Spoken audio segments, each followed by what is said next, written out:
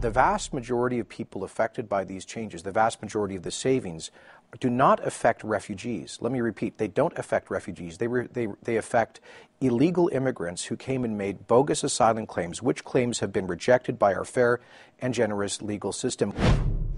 All right, that's the Citizenship and Immigration Minister Jason Kenney on this program Tuesday, insisting refugees, those are his words, will not be affected by this overhaul to the interim health care plan for newcomers. This is a plan that gives new refugees dental care, visual care. I'll give you the details in a second. But Power and Politics has just obtained these documents through access to information on the potential impact of the changes. Now, this is a notice, and I'll read it to you, that was sent out to 104,000 refugees and their beneficiaries in May. It went to 70,000 households. The letter warned them all that they were going to get cut off from these health benefits. Let me show you exactly what it says. It says, and I'm reading directly, the Interim Federal Health Plan has been reformed.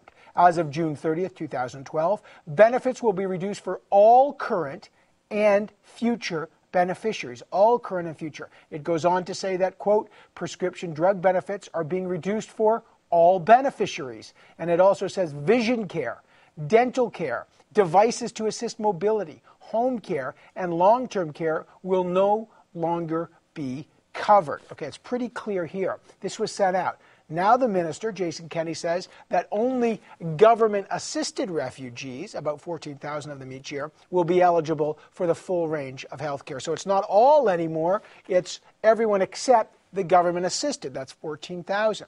So this is some questions here. Did the government mislead refugees about their critical medical services? Did it backtrack on its original policy because of protests from doctors? Let's find out what happened here and get to the bottom of this confusing story. In Calgary, the Parliamentary Secretary, the Minister of the Immigration Minister, Rick Dykstra, is here. In Toronto, NDP Finance Critic Peggy Nash is here. And in Winnipeg, Liberal Immigration Critic Kevin Lamoureux is here. Good to see all of you.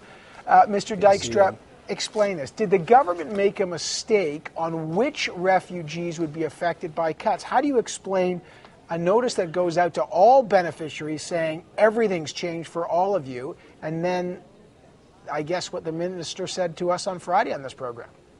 Well, Evan, first and foremost, we need to clarify that the purpose of the change in the Interim Federal Health Plan is to ensure that whether you are applying for refugee status or have refugee status here in Canada, that your benefits would not exceed those that are given to that all Canadians have across this country. Whether you're a senior, whether you're low income, that the new system in itself and the change that we made will ensure that everyone is treated equal, regardless of whether or not you are applying for refugee status or whether you are a citizen already here in Canada. Just to be fair, what they got under this program was what low-income Canadians get, okay? Because there was the assumption when it went back over 30 years ago that many of these refugees were poor, did need the support, the same support as low-income Canadians.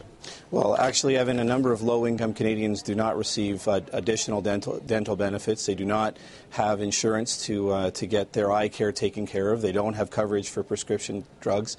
And a lot of our failed applicants and the bogus refugee applications we received, those individuals were receiving those benefits. We made sure that it's fair. We made sure that it's across the board and exactly the same. And we did indeed clarify that those refugees that we accept, that are government-sponsored refugees that we accept into Canada, are UN-sanctioned refugees. We, as a country, accept the UN designation of a refugee, and when we take on our fair share, and in fact, we exceed our fair share in terms of on a per capita basis, accepting already qualified refugees into the country, just a clarification that they indeed will not see their benefits cut because they have come to the country as refugees. They are already refugees here in Canada. But there's lots of people come. I mean, no, that's only government-sponsored refugees. All these other people, there's still 100,000 people who are legitimate refugees. You're just saying that these benefits will continue for government-sponsored refugees. Is that right? That's correct. Once a refugee actually comes here, and let's say that we're talking about the private sponsored refugees now. Once they're here, once they receive their designation, and they've, as Minister Kenney pointed out, they've been approved and are qualified as refugees here in Canada, they fall under provincial and territorial coverage, health coverage. So that is automatically assumed to be the responsibility of the province and the territories. Their coverage starts when the province begins that process and they've been approved as refugees. So it does include everyone in the list that you're talking about. Okay, so when the minister, that quote that we said on the beginning, he said it wouldn't affect refugees. It will affect refugees, this program. Now, my question is, why did this note go out to 70,000 households, 104 refugees, 104,000 refugees, saying that, and I'm reading it, all current and future beneficiaries will be reduced. Is that the case for everyone except, so I guess the confusion here is that except for government-sponsored refugees. Is that right?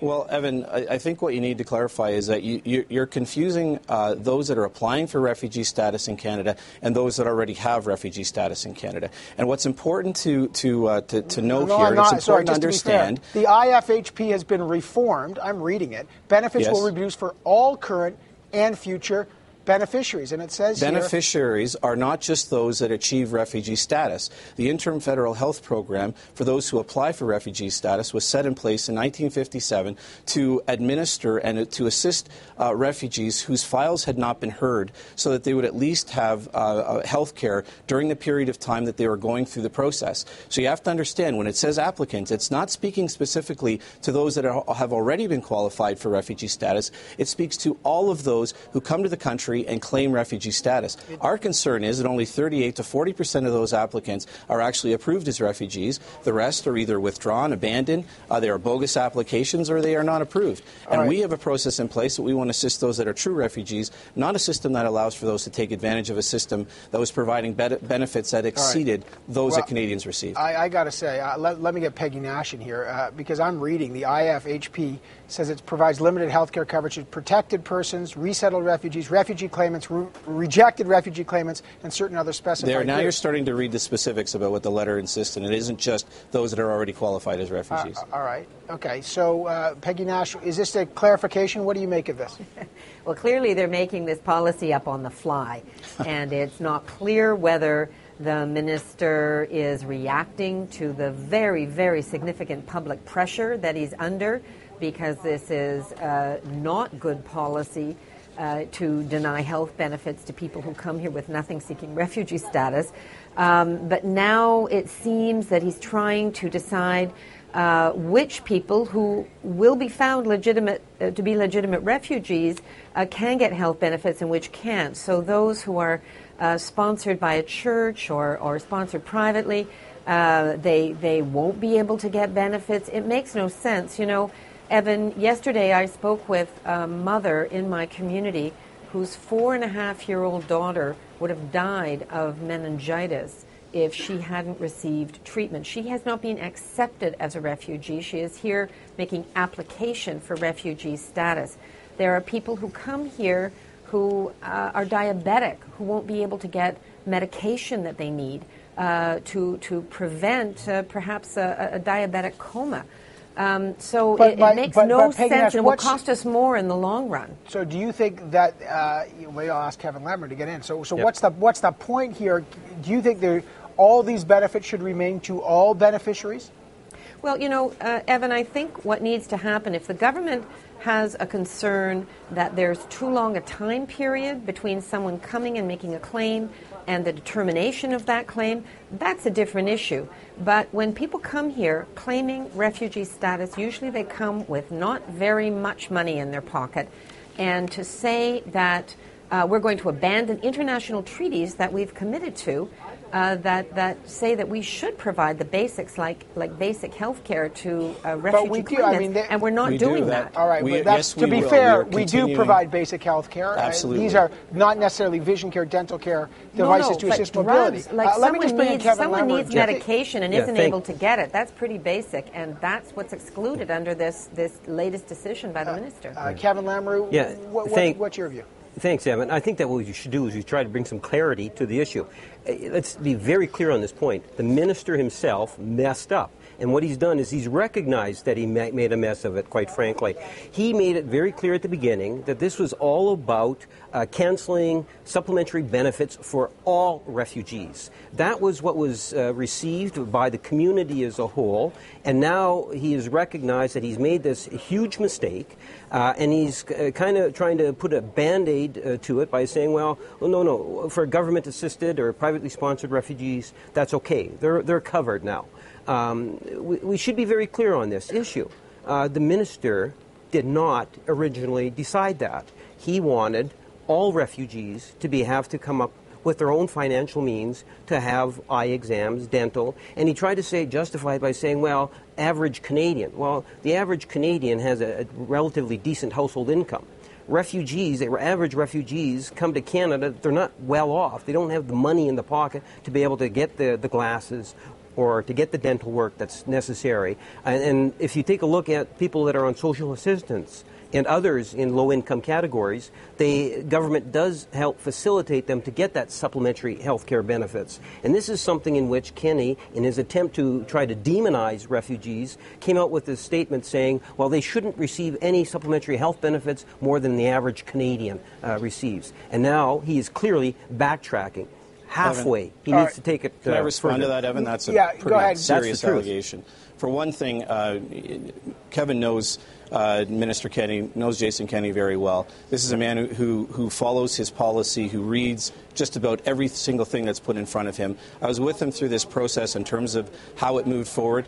There was never an intended consequence here of doing what happened. This was a clarification, and what we've done now is ensured that true refugees who come here under from the UN as sanctioned are covered under the interim health benefits. Okay, so what was the clarification? This is what I'm trying to get clear. When I read this, it says benefits will be used for all current and future beneficiaries. Is the clarification that government-assisted refugees now will not, this excludes them, they'll still get the same package, but the other, I think it amounts to about 86,000, then have those removed? Is that the case? Well, Evan, no. What we have is a stream. There's two streams of refugees that come into the country. One is those that are going to claim refugee status here and would like to achieve refugee status. They have to go through a process internalized here in the country, which includes being in front of the Immigration and Refugee Board to determine whether or not they are successful. We have about 38% of those who apply through that process that are successful. The other remaining majority are actually not successful. Though that is where our focus is. Then we have the second stream in terms of those that are already sanctioned by the United Nations. As I said, we recognize those refugees sanctioned by the UN as those that we accept as true refugees. We wanted to make sure, and we ensured that we've clarified on this issue. But is that a backtrack? That's what No, it's not. Yes. Absolutely not. It's a clarification. Yes, it is.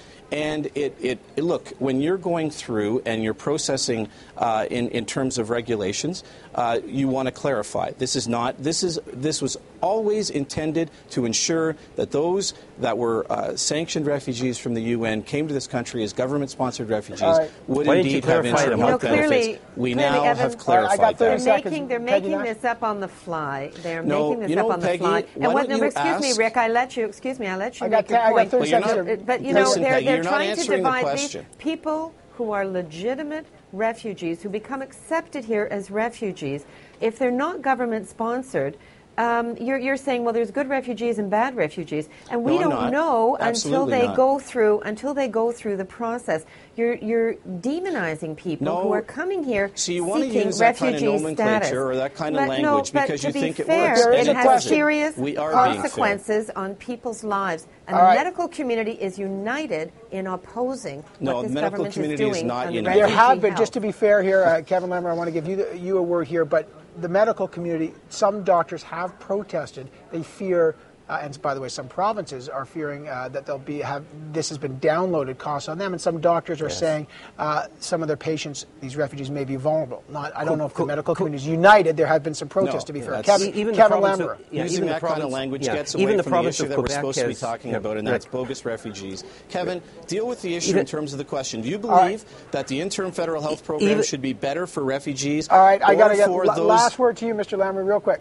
Yeah, at the end of the day, the minister has flip-flopped, and I applaud him in terms of recognizing the need for a change. Yes, he has, Rick. He's and I clarified, understand you're in a Kevin. difficult position No, to I'm be able not. to I'm in defend an easy the minister. position to say But that we've even the clarified. province All of- right, even the Mr. province Dexter, of- let him finish here. Go ahead. Yeah, Sure. Even the province of Quebec and other provinces are looking at ways in which they could compensate for what the government has actually cut back on. Quebec is probably the most progressive in terms of trying to deal with this issue now, and it's nice to see that, in fact, the change is at least going to alleviate some of the pressure on the provinces. What we need to do is we need the federal government, the minister, to recognize that when he does his comparisons, he's got to do it with low-income Canadians. You have to be fair on that point. All right, I got to get out of this one now, but we'll talk about this more. We've had the minister on a number of times this last week. Rick Dykstra, we've had you on. Keep getting some perspective on this. Peggy Nash, Kevin Lamoureux, all three of you, I appreciate your time. Thanks so much. Thanks, Evan.